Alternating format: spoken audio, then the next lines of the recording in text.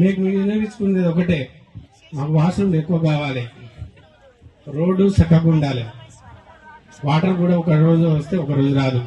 ఇంకోటి చెప్తా మేడం గారు, మీరు ఏమనుకోపాకండి, ఈ రోజే మినరల్ వాటర్ పెట్టారేమో నాకు తెలిసి, ఇంతకుముందు అయితే లేదు. నేను చాలాసార్లు వచ్చాను. ఇప్పుడు మీరు వచ్చారేమో చికెన్ గికెన్ చేశారేమో, రైసు.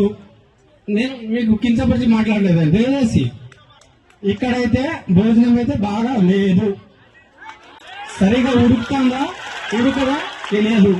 నీళ్ళ సాంబారు ఐ రిపీట్ సార్, నేను ఎంఏబిడి, మా పాప Sasikala 7th class. I repeat sir, ఇక్కడ నీళ్ళ ప్రాబ్లం ఒకటి, ఆ నీళ్ళ సాంబారు ఇదే సార్ ఇక్కడ పోసేది. సార్ మేము అదే చెప్తున్నాం, ఇప్పుడు మా గవర్నమెంట్ వచ్చింది, మేము హక్కుగా అడుగుతున్నాం, demand as per a demand.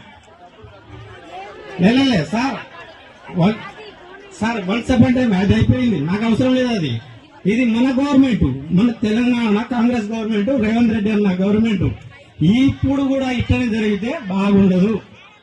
మేము హక్కుగా మేము ఓటేసినాం, మా సార్కి ఓటేసినాం, మేము అడుగుతున్నాం. అది సార్ మేము అడిగేది అదే.